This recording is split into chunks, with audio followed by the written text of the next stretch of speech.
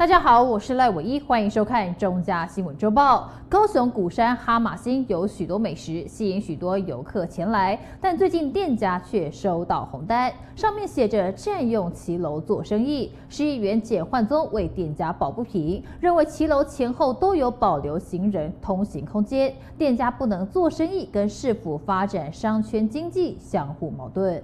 高雄鼓山哈马星有许多景点，还可以搭渡轮到旗津。游客大多会在哈马星一带买东西、吃东西，店家也乐得开店做生意。但最近店家却收到占用骑楼的红单，吓得不敢再开店做生意了。我们是做卤味的啊，都是摆摆一些桌椅而已。骑楼那个桌椅占用，一个炒饭大概60、70，他开了一张罚单，一张1200，一天可能就要卖，就是你要炒20个，那个老板就跟我说，你要炒20个那个饭，就是都没了。收到红单的店家纷纷向市议员简焕宗陈情。简议员认为，骑楼的主要用意是给行人空间，但哈马星商圈的道路上都画有标线型人行道，不妨碍行人通行。警方却大动作的举发，让店家不敢做生意，非常矛盾。他已经在道路上画有人行专用道。好，其实也不会影响行人，而且是宽度是180公分。我比较期待的是在商圈骑楼部分因为我知道经发局他们也有拟定一些相关的法令然后来针对骑楼的部分来去做一些处理。那不过碍于中央的一个交通法规的部分是有冲突的。在滨海路这边呢，它马路上就有规划人行道。那规划人行道，它本来就是行人通行的。而店家也表示，他们虽然有在骑楼上做生意，但并没有把骑楼都封住，也有保留行人在骑楼通行的空间。简焕宗议员建议市府以哈马星商圈作为示范点，明定店家在骑楼设摊的原则，找几个示范区我们来示范。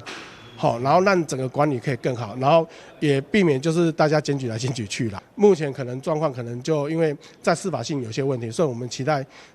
可以协助他们来做一些解套。我们那边一般都是有保留一些路过的那个通道。就是开放让我们商圈可以通融就是骑楼这边只要留通道就可以了，让生意可以大家的店家可以好做生意。南部天气热，再加上透天厝多，商圈大多有骑楼，利用骑楼做生意也存在很久。如何有限度的使用骑楼，不影响行人通行，又能够兼顾商业活动，还需要市府研拟出一套游戏规则。记者赖昌邦高雄报道。位在高雄市盐城区的崛江商圈，拥有半世纪悠久的历史，总是吸引许多外地游客的目光。但因为各家营业时间不固定，导致游客扑空、白跑一趟的情况时常发生，使得用心经营的店家也相当伤脑筋。外地游客一早来到位在高雄市盐城区的酷江商场，非常纳闷，里面店家铁卷门都关着，只有少数几家知名小吃以及文创商店已经开门迎接消费者的到来。当地里长提到，其实目前商圈中有许多店家都是中午后才对外营业，并且每逢周休假日，商圈也都有办理热闹活动，外地游客早晚时间都可先来逛一逛。对，因为我之前常到这边来走没事我来这边逛一逛对这个我都觉得这个就觉得目前这个样子很可惜了。它有它历史存在的价值。网络上要多宣传因为有些人根本不知道。对，你想说我们本地的都不知道，但是我看媒体报的很少。对，你应该广为宣传让大家都知道。这个店家会最近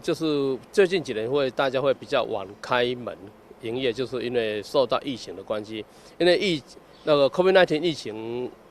影响那个很多大家那个消费习惯都会改变有些是到电商啦还有网络上购买，那相对的就是可能是逛实体店面也比较少，那这方面所以店家营业时间就会往外挪就是比较晚开一点。那就是我希望说如果有游客要来我们崛江商场呢，最好就是大概就是差不多整个商场的店家有全部开，大概就是中午吃饱饭那店家就是大部分都有开始营业了。带着外地朋友来枯江商圈逛街的游客表示，枯江商圈历史悠久，时间可溯及到半世纪前，店家卖的几乎都是舶来品，要寻宝就要来这里。而目前商圈经过活化后，多元化的店面经营，从创意食品到传统小吃、古着服饰店家到命理分析，都符合老中青3代的选择，只是宣传力道要更加大，才能吸引大众目光。我听说这个陈其迈市长目前在全力推动所谓高雄的观光嘛，所以说我是你刚刚讲的所谓塔罗牌这个算命的这个，我是觉得也有这个必要了。多元的选择是有这个必要。这个年轻人来讲哦，他来这边他想干什么就可以，只要不要是坏的就好。家里的美吹风旁边真的那个水准上蛮好的啊，大概一些老板娘都也不错，老板也都很好有些是90几岁的，他也蛮喜欢会想要买一些保暖的衣服啊，我就会找出来给他穿啊。有的他这一支那个葱子他蛮有名的，那个有客人都有预约啊。个人有时候开店都没人消费，所以他晚一点来开碰运气啦。像我们租的人就很认真，就要来碰运气啊，不然要怎么交租金呢？5年前，枯江商场市府曾在这里风光办理过算命一条街，奈何碰到疫情来袭，营业店家有的选择离开，有的则是转型网络预约，生意也稳定成长。但整体商圈营业时间还是无法统一，不仅让外地游客容易扑空，暗淡的灯光也容易造成商圈没落或是歇业的联想。用心经营的店家对此相当无奈，希望市府单位能提供适当规划，让枯江商圈再度找回往日荣景。记者李佳龙高雄报道。全高雄大约有800个电动机车电池换电站，不过有登记的却只有350个，再加上高雄并没有相关法规强制规范。对此，市议员张博洋在议会质询时提出，希望可以制定相关规范来保障使用者的安全。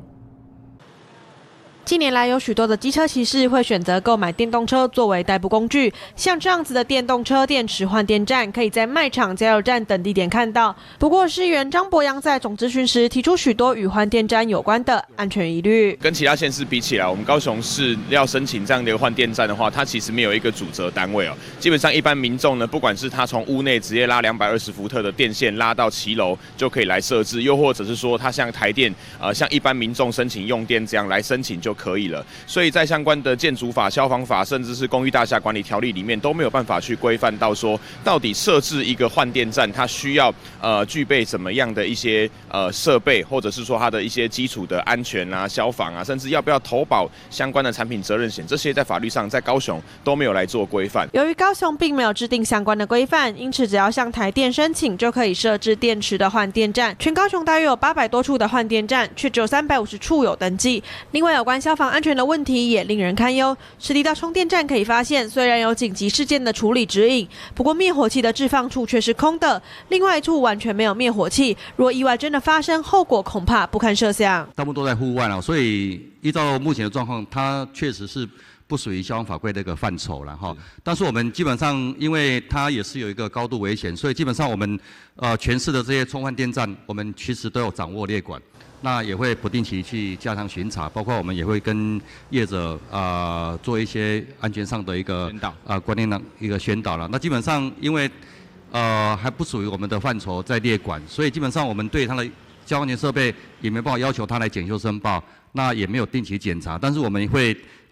也会做行政指导，也会请业者一定要放灭火器，或者说。刚刚那一组我提到的是消防哨之类这些东西来预防火灾的发生。那我们政府到底有没有一些法规去要求他说比方说你设置的时候，你一定要有多少公尺之内，你一定要有一个消防设备，然后呢，每隔一段时间你必须要定期去做检查，这个检查必须要向政府来报备。那甚至说你的周边不可以有相关易燃物的堆放，等等。我觉得这个其实政府都应该去介入，然后有一些明确的规范，然后这些规范必须要有强制性。现今的换电站相当普及，因此议员建议可以制定相关的规范。毕竟在今年的5月份，高雄发生换电站起火的意外，使用者的安全也应该更被重视。记者魏国庆、陈英君高雄报道。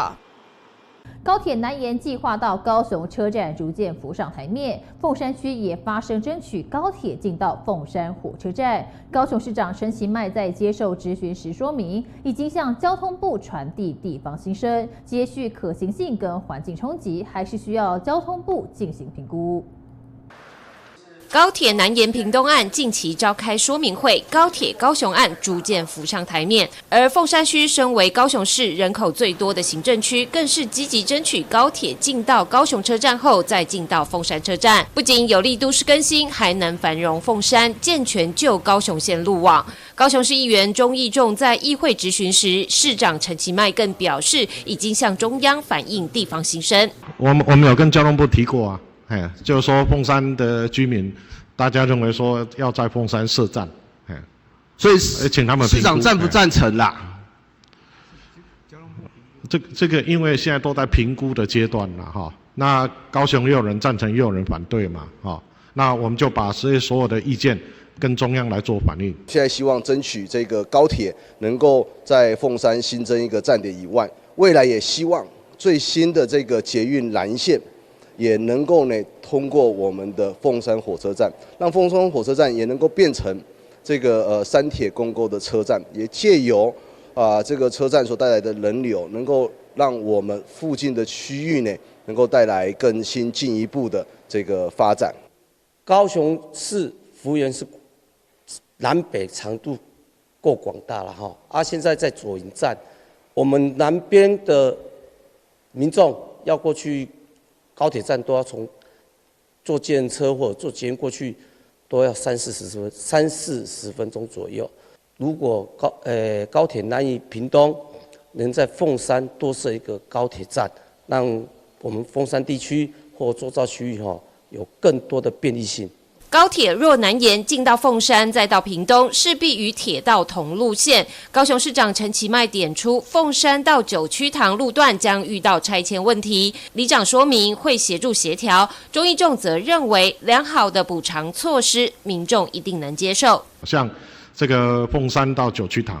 到底是要地上或地下，这个也会非常关键。无这个铁路各经过凤山，还各要拆除。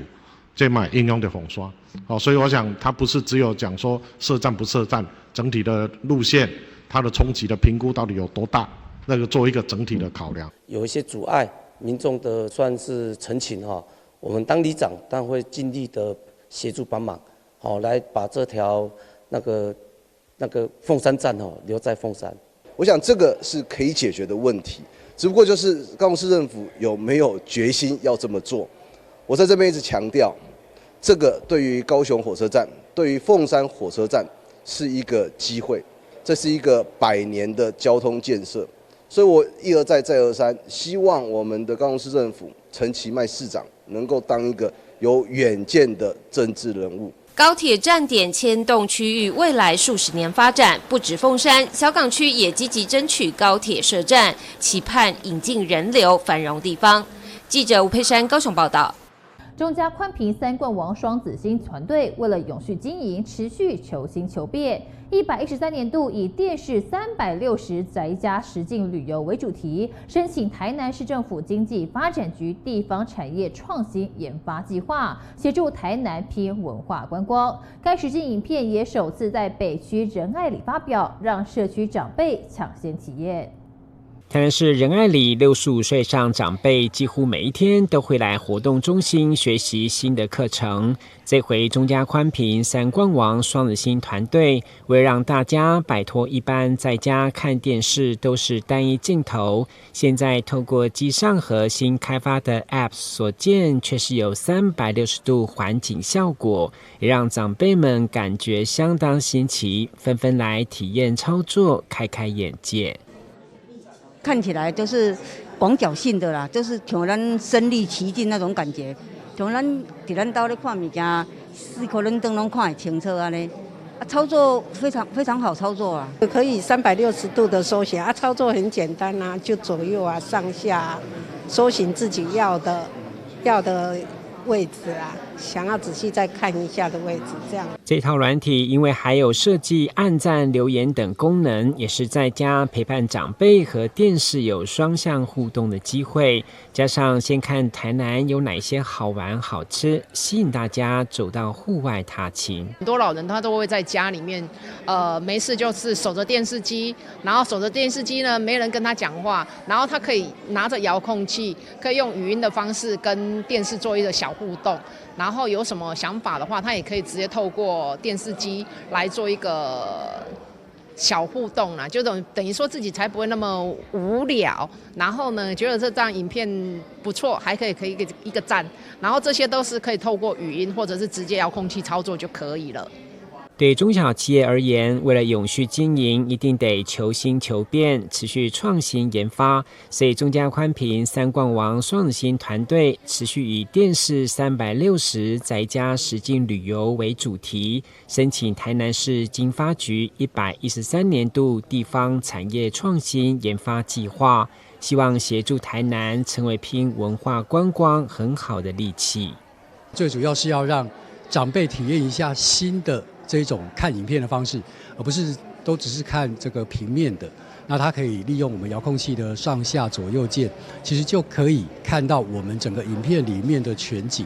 那另外我们也有一些互动的功能，那譬如说你可以按赞啦，那你可以去表达说我已经在这个节目影片里面是一个观看者啦，那或者是我可以用语音留言的方式来表达你对这一支影片的心情，所以这个会是给我们长辈在看电视的一个非常全新的体验。中嘉宽频深耕地方，除了展示最新的360实境影片给大家，也持续巡回社区，教导大家在媒体爆炸的资讯年代，如何分辨真假消息，让每一个人都拥有批判、查证等媒体识读力。记者郭文吉台南报道。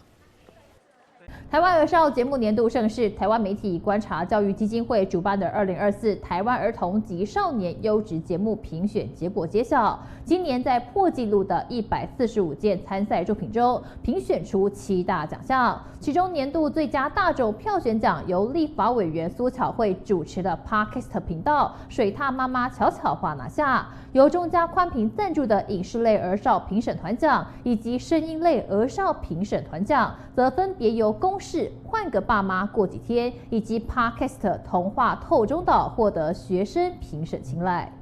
年度最佳影视节目奖得奖的是财团法人公共电视文化事业基金会圣诞夜奇迹。在文化部影视及流行音乐产业局局长王淑芳揭晓下，年度最佳影视节目奖由公视台语台圣诞夜奇迹拿下。这是台湾儿少节目界年度盛事，2024台湾儿童及少年优质节目颁奖典礼现场，有如金钟奖的指标品牌，希望借此鼓励更多有志之士投入制作优质儿少节目，也让更多好的影音节目被社会看见。我觉得更重要的是，在这个颁奖典礼里面，他更会希望是不只是提供儿少节目，提供儿少有更优质的收视环境，然后也希望透过这样的机会，能够鼓励制作儿少节目的所有的制作团队，因为儿少节目一直是在整个媒体产业当中比较冷门的、比较少人投入的，所以在这个过程当中，如果可以更加努力的鼓励这一些愿意投入儿少节目制作的团队当中的话，那相信未来台湾的儿少节目或者是儿少媒体环境会变得更好。这项由民间主办的儿少节目评选活动，今年共吸引了破纪录的145届作品角逐，题材的多样性与制作的精致度让评审相当惊艳。多部作品舍弃以往从上对下固有强加性给予的方式，改从儿少的角度立场出发制作，也获得评审肯定。今年的剧情片表现得非常非常的亮眼，而且他们关怀到一个社会弱势的孩子不管是单亲家庭或寄养家庭那在片中里面，我们看到孩子们他们是怎么样的去面对自己破碎的家庭，他们勇于挑战，勇于面对现实，然后最后终于做真实的自我。我觉得这个是极度的让我们觉得很感动，那也真的是印象深刻。那在非戏剧的类别的，那我们比较注重的就是你是不是有给儿少多元的观点，是不是以儿少为主角？所以我们看到了，不管是儿少的这纪实，还有亲子实境，还有儿童的动画片，还有就是这个亲子跟孩子们之间的互动也好，还有益智游戏、任务挑战，类型真的是非常的多元。影视类儿少评审团奖得奖的是，我们一起念。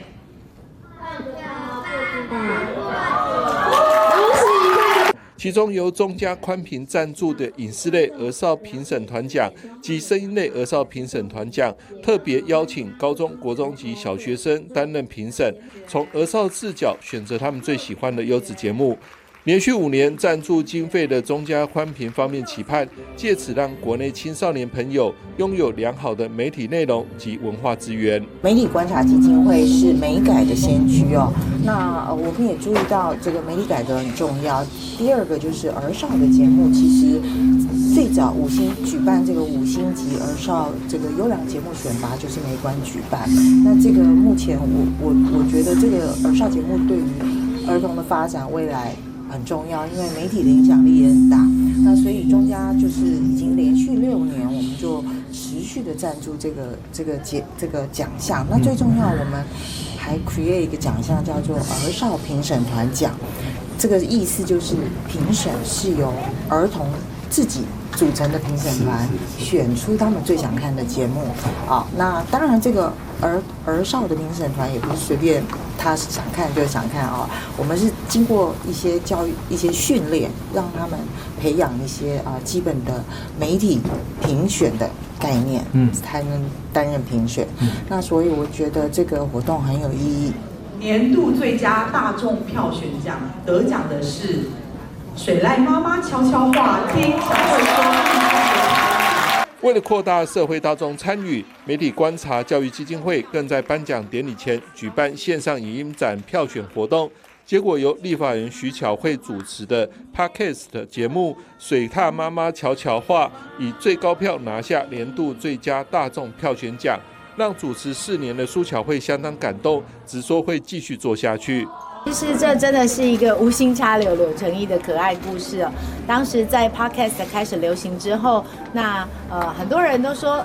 身为这个公众人物，我们是不是也应该要来做一点这个有意义的节目？我想着想着，我觉得讲时事已经太多了，所以正好呢，我从小就帮我自己的孩子们讲故事给他们在睡前的时候听。所以如果可以有更多的爸爸妈妈也一起这个有故事可以听，我想应该会能够服务很多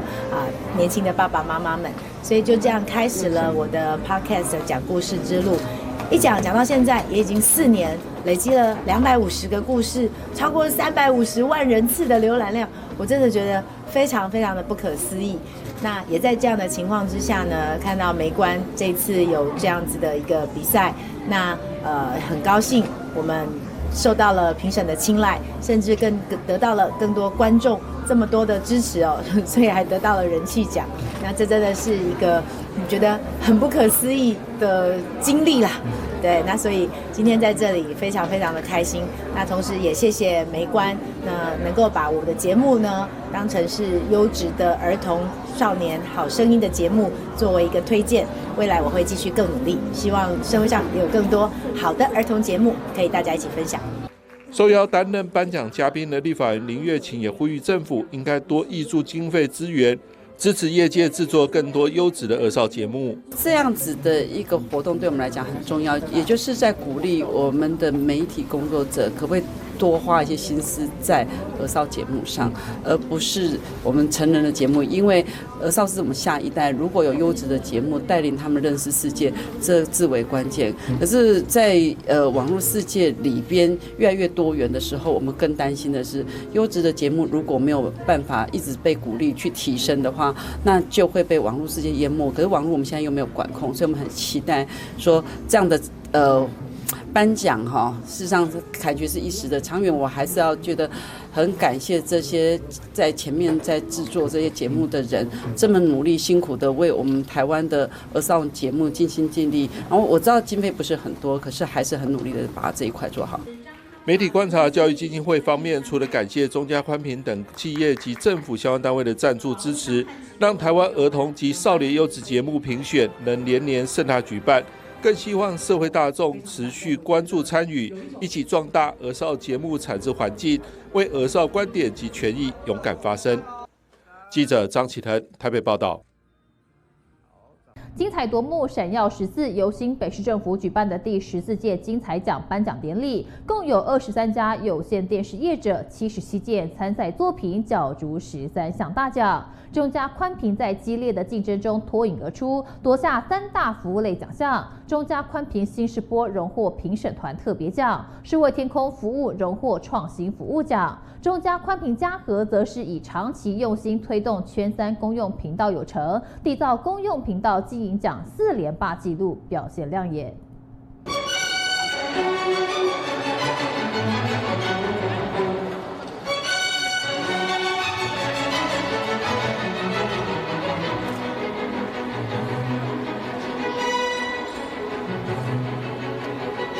由新北市政府举办第14届金彩奖颁奖典礼，在12月6号登场，共有23家有线电视业者77件参赛作品，角逐13项大奖。3大服务类奖项公用频道经营奖、评审团特别奖、创新服务奖，分别由中嘉宽频嘉禾、中嘉宽频新视播以及数位天空服务所获得。其中中嘉宽频嘉禾则是以长期用心推动 Channel 3公用频道有成，缔造了公用频道经营奖4连霸的纪录，表现亮眼。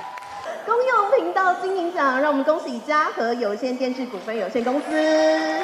主动积极推广市民善用公用频道，教导市民制作影音，还有设备免费提供借用，进行相关重要媒体素养的课程，落实了市民的媒体经用权，进行了资讯和节目的分享。中嘉集团联制处双北系统台总经理徐雪玲上台领奖时，除了感谢主办单位新北市政府新闻局以及评审团的肯定之外，也承诺联制中心团队会持续制播优质的在地节目，同时会以不断创新的理念，提供收视户的智慧生活。今天得到创新服务奖的团队是数位天空服务股份有限公司，得奖的是新视播有线电视股份有限公司，恭喜！评审团给予我们这个系统最大的肯定，代表我有一个非常优秀的团队。新北的这个团队，请大家给自己一个欢呼，谢谢你们。另外，其实对我来说，今年是我加入有线电视产业第30个年头，所以拿到评审团特别奖这件事，对我来说，我觉得也是意义重大哦。那其实有线电视在这几年的变动非常大，所以虽然感觉已经走入第30个年头，可是随着 AI 科技、数位科技的改变，的确在经营上面，我们必须不断的求新求变哈。那总之，我想我的团队这个会继续努力。那我们也非常感谢这个评审，以及最重要新北市政府举办这个金彩奖，的确激励了系统业者有往前的这个动力哦。在节目类方面，中嘉宽频斩获2项大奖，数位天空服务制播的新北视角节目，从毛小孩的高龄困境、身后事、领养等不同面向切入，拿下了最佳专题报道节目奖。最佳新闻专题奖，他需要从后面走过来。得奖的是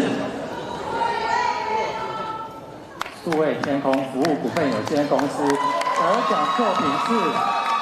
新北视角。而今年首次邀请全国有线电视业者参加的精彩世界奖，则是由来自高雄的中嘉宽屏港都有线电视制作的沃克野行节目拿下。评审表示，节目从土地环保等绿色议题，看当地的风土人文历史发展与记录，带领观众看到高雄完全不同的另一面。得奖的是沃野行港都有线电视，恭喜！恭喜沃野行港都有线电视股份有限公司带领观众看到高雄完全不同的一面，从土地环保等绿色议题看当地的风土人文历史发展记录，同时从节目中能够学习到与在地生活相关的知识，进而关系当地的人事物，从设置的技术到内容取材都表现出多层次有。中嘉宽屏总经理陈佐明表示，联制中心是与在地连结重要的管道，对于在地的新闻与活动都给予深度的报道。今年在13座的讲座当中得到了5座，较去年来的进步。感谢联制中心为中嘉带来了获奖的喜悦。我想我们联制中心的各位同仁，给我们中嘉带来很大的一个喜悦，而且得到这么多奖。那我们联制中心是对于在地方上跟地方连结很重要的一个管道，而且对于在地的新闻还有在地的活动，我们都给予一个很深入的报道，那给我们地方政府一个很强力的一个资源，也是我们在总公司在做其他的活动的时候对地方最好的支持。新北市长侯友宜表示，新北市精彩奖是全国唯一由地方政府为有线电视业者所创办的奖项，已经迈入了第14届。今年的亮点是首次增设了精彩世界奖，吸引来自基隆、台北、桃园、南投、台南、高雄与屏东县的有线电视业者热情的参与，成为历年来规模最大的一届。他也感谢媒体从业人员始终秉持着新闻专业精神，用心制播优质节目，同时善尽社会责任。中嘉厉不厉害？厉害！记者吕奇坤、沈金华新北采访报道。航空城计划日前增加配给竹围里安置接扩地区，近来有分配到的地主们发现土地竟然在先前被超挖砂石，影响日后新建住宅安全，报请检警机关跟市府以及民意代表陈情。桃园市议员徐锡万因而在10号会同相关单位及地主们到现场会勘讨论，预计在取得同意书后，在民众、政府跟民代的见证下进行开挖钻探，确保土地安全性。由于原先规划的安置接扩地区太少，航空城计划日前增加配给给竹围里里民的土地，但近来分配到福海段499到502号土地的地主们，却发现土地竟在民国110年被超挖很深，影响日后新建住宅安全，向市府和民意代表们陈情。桃园市议员徐锡万因而在10号会同相关单位及地主们到现场会勘说明讨论。地主们也和陪同的竹围里办公室人员说明来龙去脉，诉求能够开挖确认。因为这块那个安置接扩的土地啊，就是在跑道旁边，原本的土地就是非常完整的，要重建的时候有经钻探报告师钻探，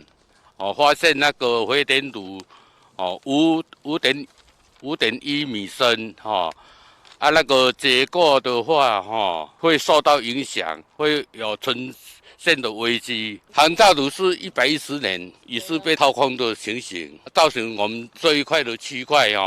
整个都土质结构都严重受影响。如果事实属实的话，那个市政府要负一切法律责任跟赔偿损失。吕先生他是从9月就开始由何议员那边开始就去陈情了嘛，9月28号吧，工程处他们不承认嘛，他回函是说没有这回事。我们的诉求当然就是除了多一定要开挖，而且是全程录影，除了好确定它是有问题的，当然是有问题啊，那你就是要帮我整个就是土质改良。而且是整个接扩都要做土质改良的动作，我觉得事后还是要做钻探测试报告，对不对？不然我怎么知道你？搞不好你随便挖一挖，你说跟我讲说你已经那个土质改良了，对不对？因为毕竟现在是他的那个诚信已经快荡然无存了。本来竹围里的安置结构是房子是它画出来是不够的，然后是它现在就是这个再另外再画出来的，再分配出来的关于他们居住的安全，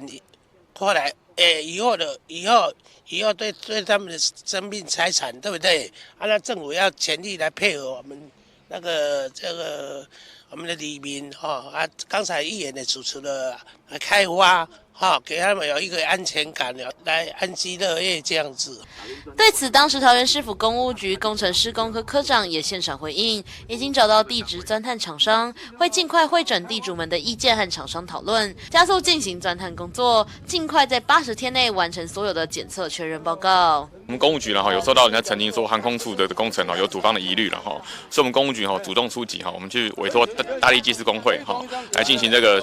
土方的这个调查那我们会用钻探或者是开挖这个方式，我们会再评估看情况评估。那我们今天已经发包大力技师工会得标那我们预计在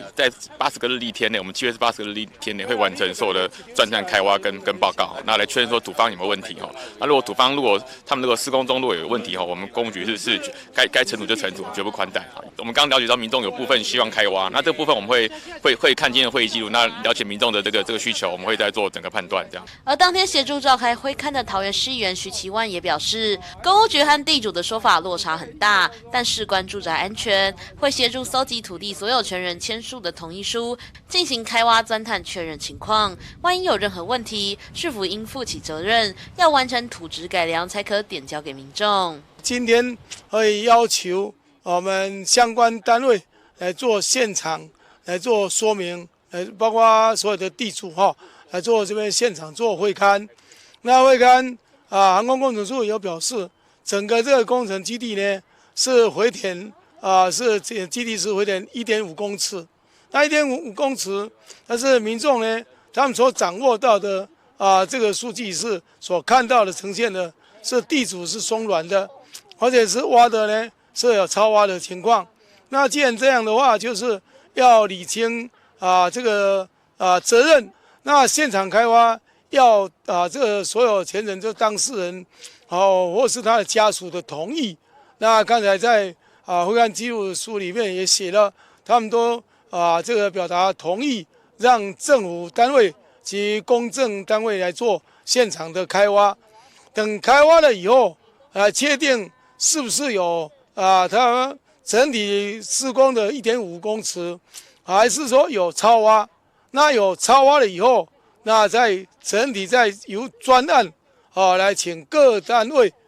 包括政风，包括其他各单位来做整体的来讨论，要如何将这个地质做改良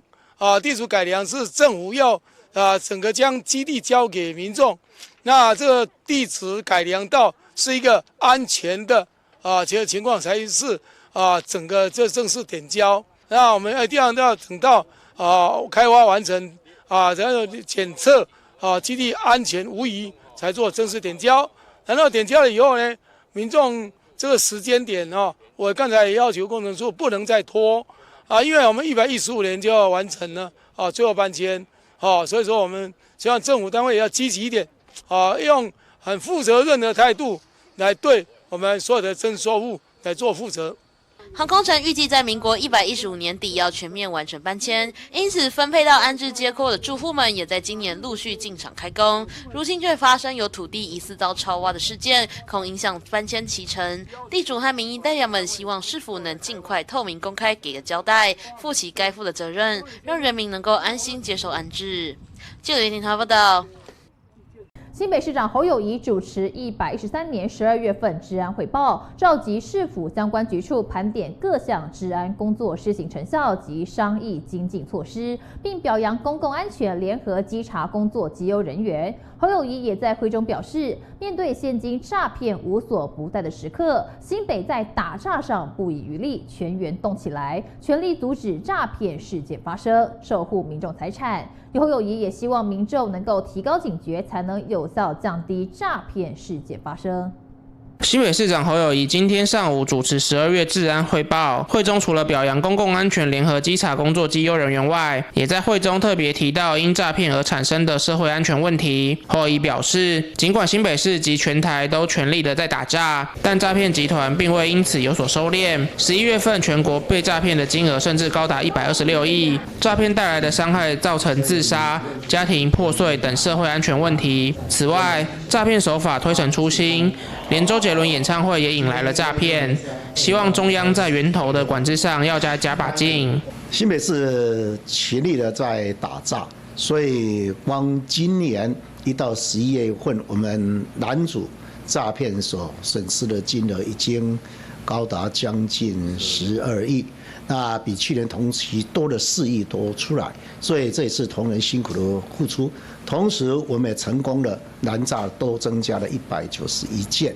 那这是看见我们同在打诈这方面的辛苦。当然，诈骗集团依然在全国所有的地方肆虐，我们可以看得出来，光11月份全国被诈骗的损失金额就达到126亿哦，这是有账可查的。如果再加上黑市，那更不得了。所以其实诈骗并没有因为全国的打诈有所收敛。另外，针对如何才能有效防止民众受骗上当，侯友宜也坦言，培养民众识诈的观念才是最重要的。未来新北市将持续推动识诈宣导教育，让市民朋友能更快取得资讯，从中培养警觉心。我一直觉得说打诈，我们新北市一直持续在做，也有很好的成果。识诈才是最重要，如何防止，如何被骗，因为所有的诈骗集团不断的推陈出新，不断随着整个议题，像周杰伦演唱会也来了这个诈骗，甚至有时候利用政府的公文书，随时在改变，所以识诈才是我们最重要的一个工作。所以新北市在推动识诈，从学校的教育，以及到社区，到我们在新兴的犯罪手法出来，利用我们所有的通路管道，让大家能够取得到市民朋友取得到更快的书信，这才是我们最主要的。所以新北市在做识诈这一块，可以讲全部各局处总动员。新北市警察局表示，新北市政府高度重视防诈宣导，警察持续与各金融机构、超商业者主动联防拦阻诈骗工作。今年截至11月，共计拦阻诈欺1548件。另外，针对警局将提案市府各局处退休人员纳入反诈网络中，新北市警察局也强调，随着科技进步，诈骗手法不断翻新。民众尤其退休人士更需要具备防范意识与知识，希望借由警察局诈欺防治办公室的帮助，将防诈宣导素材导入市府各局处，强化扩大识诈宣导教育，才能有效避免市民被诈骗的案件发生。记者肖世宏新北采访报道。动漫界盛事 ACG 漫玩季日前在台南文创园区举行，其中集结了许多 ACG 领域，包含知名动漫 IP 跟表演，还特别设计实境游戏，吸引大批喜爱动漫的人潮。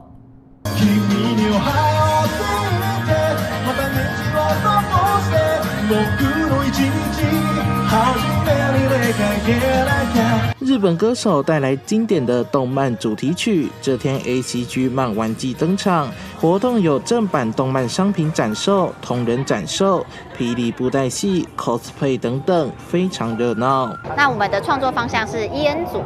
就是主要是以欧美圈那边的 VTuber。那我们的创作都是会以日式为主题，就像我们第一本的话是有日本忍者跟武士，那第二本是日本妖怪。变装秘术修炼场，可以让大家呢一起在这个地方体验一起玩 cosplay 的感觉，就像一个修炼场一样，可以休息啊，也可以拿起武器拍你想要的动作。这是台南首度举办 ACG 活动，以二创为主，包含知名动漫 IP 和表演等多元面向，宛如嘉年华会，替台南注入丰富的娱乐价值。台南比较多都是小众，一般这种有比较多元融合多元的动漫季，通常都会跳过台南。比如说他们可能像国际动漫节，可能就是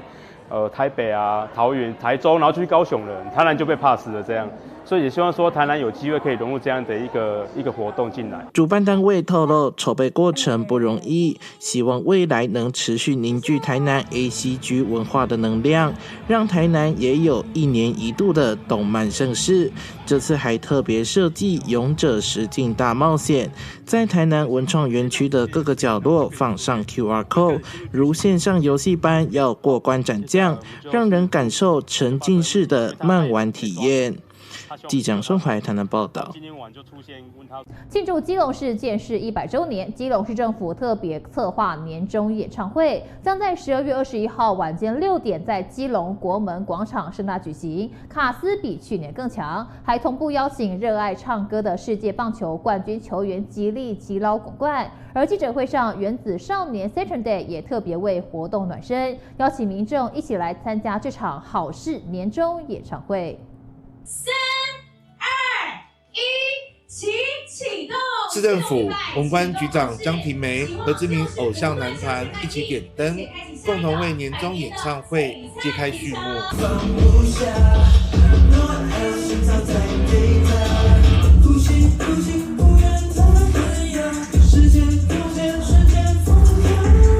偶像团体原子少年 Saturday 谈到对基隆印象和美食都赞不绝口。其实我是非常非常期待这次来基隆的表演，然后我自己另外我有一个特别喜欢基隆的地方是基隆，我称之为叫渔港雨都嘛。我自己个人非常喜欢下雨天，因为我觉得很缓解、很舒压，所以我很喜欢这边的天气跟环境，所以我真的非常期待这次的表演。而且我觉得这一次对我们来说也是一个很不一样的挑战，因为我们就等于是。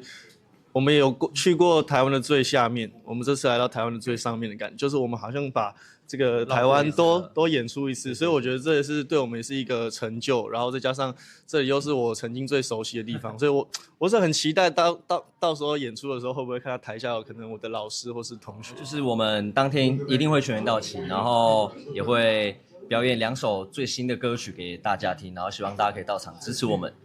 除了男团带来表演，还有原住民基隆歌后伍思爱、天才视障钢琴家许哲成，以及风靡歌坛的未来少女压轴演出，包括铁肺歌姬戴爱玲等歌手。而演唱会中还特别邀请爱唱歌的世界棒球冠军球员吉利吉捞拱冠，将在演唱会中献唱。像我身旁的这3位就是很棒，我们现在很受欢迎的原子少年的一个 Saturday 的一个表演团体。那当然还有我们今年得奖的金曲歌后伍思爱，而且我们今年的伍思爱他在年终还特别。他有带很多他的团体跟他的一个舞群，然后一起希望能够让我们基隆的好朋友可以看到更不一样。那当然除此之外还有我们的铁肺歌后还有再就是我们的那个幽灵水晶等等，然后甚至有我们基隆在地的节团。说实话，我们基隆在地节团也很优秀，所以在卡司阵容上绝对会让大家12月21号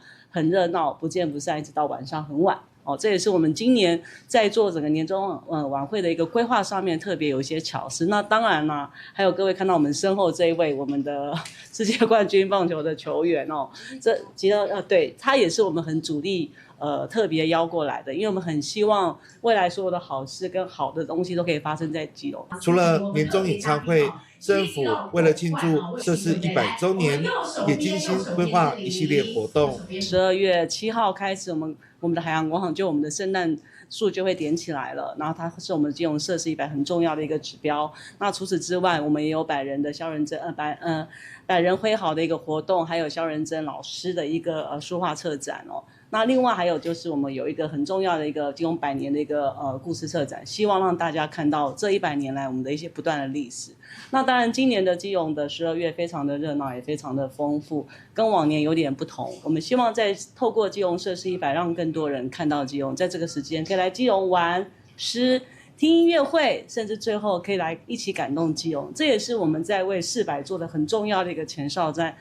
而主办单位也将规划网络直播，包括市长谢国良 FB、魅力基隆 FB 及 YT， 以及有线电视中嘉基隆第4频道将全程电视直播，邀请市民一起同欢乐庆祝基隆100。12月21，基隆我们不见不散。记者黄寿明基隆报道。龙潭龙元宫200周年庆城祈安原教活动在大庙周边搭建6座教坛，其中祭祀张天师的天师坛跳脱传统民俗印象，以带有动漫科幻风格的设计呈现，由桃园在地的插画师一手创作，融入了客家族群跟在地故事及文化，希望吸引年轻人接触传统宗教与信仰文化，跟着镜头来一睹全台最潮的客家动漫教坛。龙潭龙元宫建庙200周年特别举办200周年庆城祈安原教活动，在大庙周边搭建天师坛、北地坛、仙师坛、观音坛、福德坛与天公坛，其中祭祀张天师的天师坛跳脱传统民俗印象，以带有动漫科幻风格的设计呈现，希望吸引年轻人接触传统宗教与信仰文化。所以我们把这几个客家的意象都带入到这个教坛。那在设计的风格上面比较特别的是，我们就以动漫的方式去呈现，然后让更多的年轻朋友来到这边，可以打卡，可以拍照。那当然一方面可以祈福，可以让大家来到教坛，知道说宗教跟地方信仰的风格不但是传统的一种呈现，也可以有新时代的一种风貌，然后让年轻朋友可以走进传统的文化当中，认识原来这样的信仰是可以值得让更多人去被熟悉或者是被发扬的。非常有创意，给我这个年轻人啊，就是在我客家的这个认真打拼的精神、应景的精神啊，现在创意让这个年轻人走进这个我们这个宗教啊，这个社会啊，他有这个创意，我觉得非常的好。天师坛整个教坛的动漫画作都是由桃园在地的插画师一手创作，3层的教坛都融入了客家族群的故事与文化，其中的迁徙、听天由命、拓荒、安身立命与扎根乐天之命、壮阔同舟共命，分别诠释了客家族群渡海来台的开垦，以及扎根地方后为安身立命而面对的战争与历史，具有深度寓意。在这一次的客庄教坛里面呢，我们也希望把台湾客家族群400年的故事一起把它放进来，包含在我身后，我们第一层可以看到，我们这一个从迁徙到拓荒，然后到我们在地扎根，然后到壮阔的一个当代的一个客家故事，都希望可以透过画笔，然后来呈现出来。那其实我们这一次呢，也把我们台湾主要的几大客庄，包含我们的浪漫台3线，我们高屏的蒋6堆，以及花东的幸福台9线，这些客家庄的一个内容也呈现在我们教坛上面，希望让更多的民众认识我们台湾客家的美好。另外，也将浪漫台3线、幸福台9线与6堆这3大客庄区域拟人化，可以从角色身上看到当地特产与文化，相当有创意。而2侧的动漫风钟鼓楼也藏有小彩蛋，将桃园在地的客家艺文巨匠钟兆正跟邓宇贤都纳入其中，连接地方的文化与故事。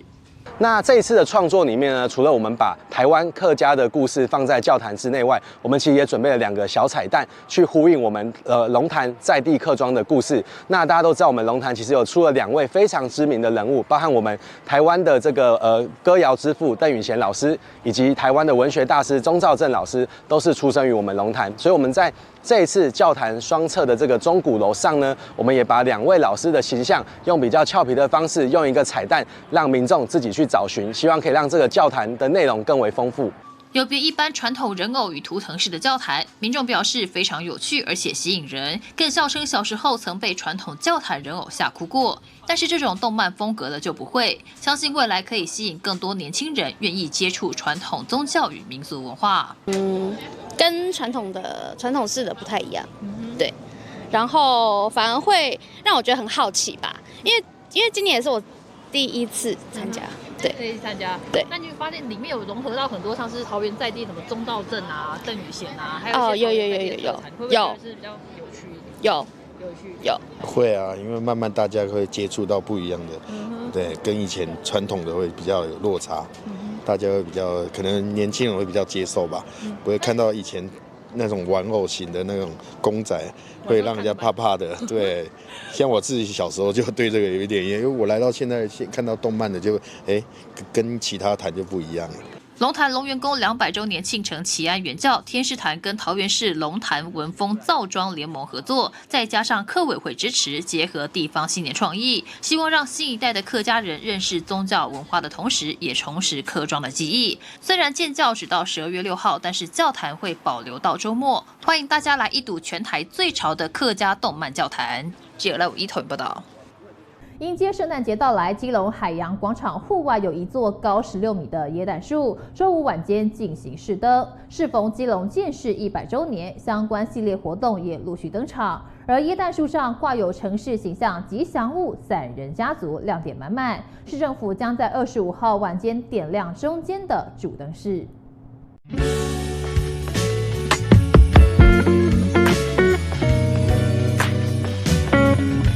入夜后，基隆海洋广场户外充满耶诞气氛。16米高的 LED 耶诞树挂满许多五颜六色的装饰，有特大星星、灯饰彩球，闪闪发光，照亮夜空。走近一看，耶诞树别具巧思，除了灯饰彩球之外，基隆市城市形象吉祥物伞人家族更是一大亮点。文管局挂上150只撑伞的小雨人，呈现基隆雨都的意境。这上面有很多我们基隆100的元素主视觉，当然还有我们最近很受欢迎的伞人家族，也在我们的圣诞树上面。那另外在背后，我这个有着错视100的装置艺术呢，就是因为基隆其实有很多多元的民族所组成的，它有多元的文化，那也希望能够大家用多重的视角以及不同的方式，能够来看待这个基隆100，所以大家民众来到这边可以用自己的方式找到跟基隆100相关的角度来欣赏这个美丽的风景。除了迎接圣诞节，今年适逢基隆设市100，文管局以基隆100迎宾万千为主题，推出一系列百年活动。海洋广场特别配合设计耶诞树及港边的装置艺术，6号晚间试灯。我们这次圣诞树非常的好玩，也有很多很亮的一个新的一个亮点。其实这个是我们基隆设施100的一个基隆的机制，然后我们这次是请一个专门的一个设计公司帮我们做一个设计，那也希望透过基隆的这个样貌，然后很多元的色彩，让希望大家看到很缤纷、很欢乐的一个12月，这也是我们想表达的。那第二个很特别的一个部分，就是在于大家有没有看到？这是我们伞人家族。前一阵子呢，我们炒起了一波，就寻找小伞人、小雨人的一个活动哦。那其实非常受欢迎。那因此，我们文化观光局在这一块的部分，就把它去做一个另外的一个诠释。这个呢叫做小云，它其实呢就像小聪明一样，它是饱读诗书哦。未来你们会看到，我们将会让它带着大家一起去走读基隆的历史文化的场域。